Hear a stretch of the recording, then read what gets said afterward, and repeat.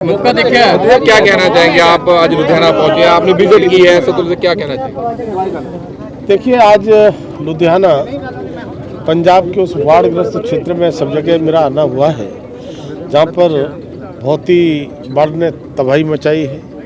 और सतलुज नदी आपकी जो पास में है, इसमें जिस तरह से आसपास के किसानों के लिए तबाह करने का काम किया है, मैं कहूँगा कि वास्तव में संवेदनाएं मेरी सभी उन बाढ़ पीड़ितों के साथ में हैं। माननीय प्रधानमंत्री मोदी जी भी अभी कुछ दिनों पहले यहाँ पर आए थे, और माननीय प्रधानमंत्री जी कितने संवेदनशील हैं।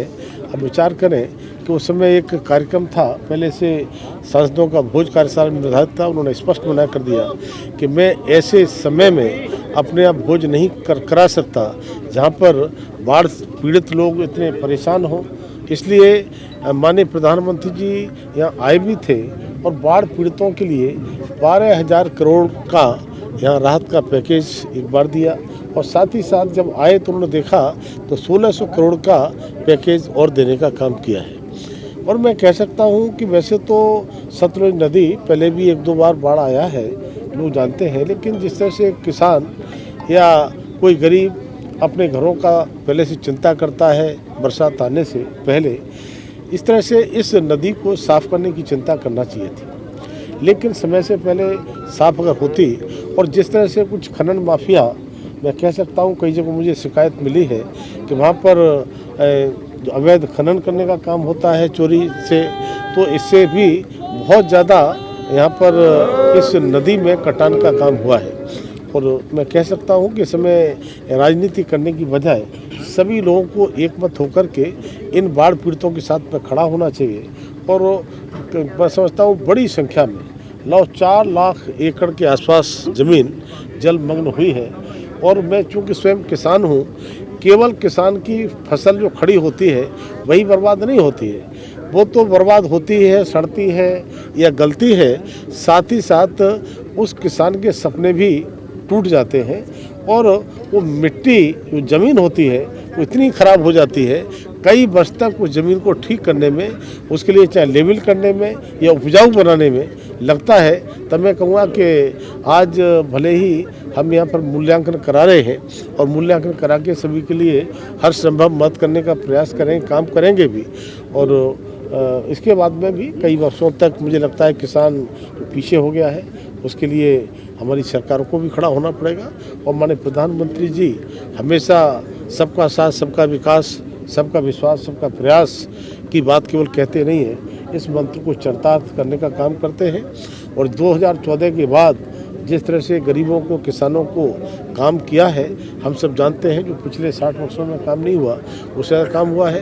किसानों की जहाँ तक बात है, किसानों के लिए लगातार माननीय प्रधानमंत्री जी ने 2014 के बाद, जो 2014 से पहले का बजट होता था 21,900 करोड़ का बजट था, उस बजट को बढ़ाते बढ़ाते 6 गुने से भी ज़्यादा 1,27,000 करोड़ का बजट करना, किसान सम्मान निधि के माध्यम से 2-2 हज़ार रुपये दे करके किसानों के लिए समय समय पर उनके लिए सहयोग करना, और जनधन खाते या जीरो बैलेंस अकाउंट जिन्हें कहते हैं, उनके माध्यम से पैसा जाता है तो बीच में कोई दलाली बिचौलियागिरी कर नहीं पाता, पूरा पैसा उस खाते में जाता है। और यहाँ पर जितना हमने अभी तक देखा है, अपने भारतीय जनता पार्टी के एक एक कार्यकर्ता पूरी तरह से उन बाढ़ पीड़ितों के साथ में है, मोदी सरकार बाढ़ पीड़ितों के साथ में है। साथ ही शाम को प्रशासन से भी मैं बात करूंगा, और कल आप लोगों के साथ में रहते रहते यहाँ पर मूल्यांकन निष्पक्ष, बिना भेदभाव के हो, और उसके बाद में सही प्रकार से उनके लिए पूरी तरह से मदद मिले। और मुझे लगता है कि इस मुहिम में पंजाब सरकार को भी आगे आना चाहिए, जो सही मूल्यांकन हो, और माननीय मोदी सरकार जो पैसा देने का काम करती है उसका सही वितरण। पंजाब सरकार ने बोला है 1600 करोड़ बहुत कम है, हमने ज़्यादा पैकेज मांगा था, और हमारा जो RDF का पैसा है वो नहीं मिल रहा हमारे से, जो इस बात पे क्या कहना है? देखिए, आदरणीय प्रधानमंत्री मोदी जी के विषय में सब जानते हैं, पंजाब सरकार के कहने से नहीं होगा। माननीय मोदी जी तो उनमें से हैं कि कोरोना काल जिस समय चल रहा था, उस समय भी पूरे देश के साथ जिस तरह से खड़े थे, और किसी का चूल्हा जलने से न रह जाए। पुराना में उस समय लॉकडाउन में भी घर घर फ्री राशन पहुंचाने का तक काम किया था, और आज भी 81 करोड़ लोगों के लिए फ्री राशन देने से लेकर के सबकी चिंता परिवार का मुखिया होने के नाते, और आवश्यकता होती है तो केवल देश में ही नहीं दुनिया के देशों में भी राहत पहुंचाने का काम मोदी सरकार करती है।